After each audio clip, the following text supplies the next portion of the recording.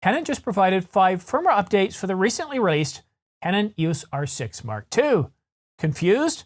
Well, I've got the details coming up, but first, I encourage you to subscribe and choose all notifications so that way you can stay up to date on all the latest camera gear, news, and rumors. Okay, I already know what you're thinking. There's no possible way that Canon released 5 firmware updates for the Canon EOS R6 II. And you're correct, but the firmware updates, there's 5 of them for 5 separate lenses that help the R6 II achieve that, well, focused breathing correction or focused breathing compensation as it's known on other brands. To be able to properly achieve that capability on a handful of lenses, you're going to need a firmware update. So first of all, let's take a look at the 14 to 35 millimeter. It's an L series USM lens. Well, that lens will require firmware update 1.0.3.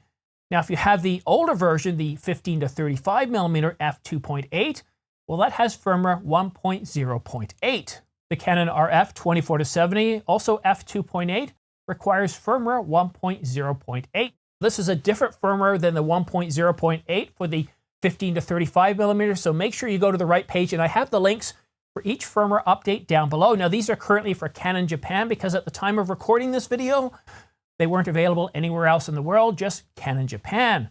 All right, now let's take a look at the 70 to 200. This time the f4 L series requires firmware 1.1.1. And lastly, the 70 to 200 f2.8 L series USM requires firmware 1.1.4. I love applying new firmware updates because usually they fix some problems and they also provide some enhancements. Now, in this case, this firmware update only provides that one capability to help you get that focused breathing correction when paired with the R6 II. On the R6 Mark I, the R5, the R3, or any other Canon RF mount camera, well, this firmware update isn't going to do you any good. And I looked at the release notes, and there's no mention of many other fixes or enhancements. There's nothing else. So if you don't own the R6 Mark II, I would give this one a complete miss. You own the R5, don't download it.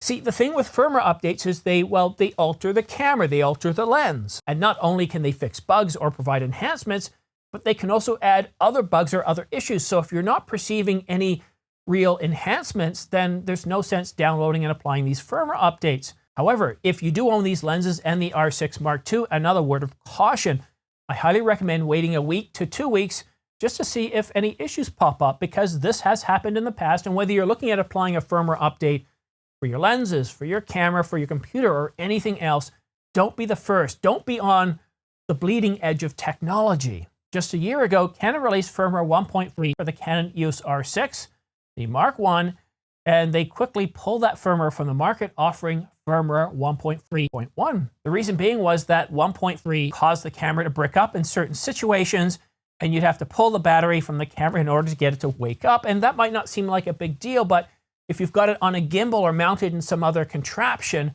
well, that can take several minutes to get things working again because you have to remove it, you have to rebalance things, and it can be a real big pain. So I highly recommend waiting a week to 2 if this firmware update does apply to you. You own the Canon EOS R6 Mark II. But again, if you don't own the Canon EOS R6 Mark II, I would give all these firmware updates a complete miss. Because after all, in the release notes, there's no mention of any other enhancements or fixes, unlike previous firmware updates for the R5 or the R6 have stated. If you don't own the R6 Mark II, there's absolutely no need to apply these firmware updates. Did you guys hear that? Wow. Okay, so we're in the middle of, we're at the beginning of a major storm, and I can see out the window, the wind is blowing crazy. I can hear the freezing rain hitting the house, and I don't know if you heard that last bit. The wind really whipped up, and I don't know what the wind speed is right now, but it's definitely north of 60 kilometers an hour, about 40 miles an hour. I wouldn't be surprised if wind speeds are peaking up to around 80 kilometers an hour or 40 miles an hour. So I'm safe at home, I'm inside, I'm not going anywhere. I've got my training to go through again today. Well, actually, you're probably watching this on Friday, so my training is probably already over with.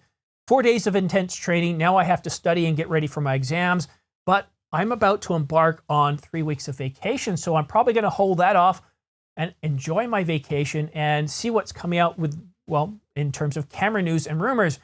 Even though December normally starts to slow down, I'm expecting we're going to get some pretty big rumors and announcements over the next couple of weeks because CP Plus starts early this year, around February the 2nd. And if you follow CP Plus, then you know what's going to happen about a week before. That's when cameras or camera companies, camera manufacturers, start making announcements of their cameras leading up to that Sunday before, which this year would place it around January the 22nd. So I expect an awful lot of announcements from Canon, Nikon, and others. So as we approach that date, as we move through December, I expect some rumors to come out. I don't expect any camera announcements, but definitely do expect a lot of announcements in terms of rumors. And one other thing too, I've started using my Twitter account to announce new videos, but whenever I see really big deals on it, B&H, Amazon, or others related to cameras or lenses or camera accessories, I'm going to start tweeting those out. I'm not going to use the community forum within YouTube because I only get 3 announcements a day. And of course, when I just send out, hey, look, we got a great sale on the Canon EOS R5, for example, that uses up one of those spots. And of course, if you're a Sony user, well, that's just a waste of time. So I'm going to start doing it on Twitter. So if you want to know all my latest tweets, if you want to know all the latest information that doesn't go into a video, well, then go ahead, go to my Twitter account, which is Ordinary Filmmaker or O Filmmaker. I've got the link down below in the first couple of lines. Go ahead, and I guess it's not subscribing to Twitter. I don't know. I haven't used Twitter a whole lot, so I'm not too familiar with that. But also, if you want to stay up to date on my latest news and rumors, so all my videos that I put out here on YouTube, go ahead and choose or click subscribe, followed by choosing all notifications. And that's going to save you an awful lot of time. You don't have to scrub all the latest Twitter feeds, RSS feeds, website channels, print magazines, or anything else. I cover all the major camera brands, all the major camera rumors and news here in one spot. So subscribing and choosing all notifications will keep you up to date.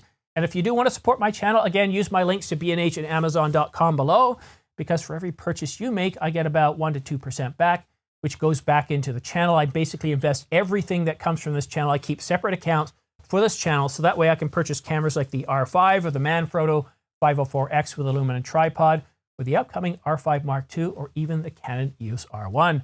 But thank you so much for watching. Hopefully the storm doesn't shut out the power, and hopefully you're safe at home as well. Thank you so much for watching. We'll see you again soon.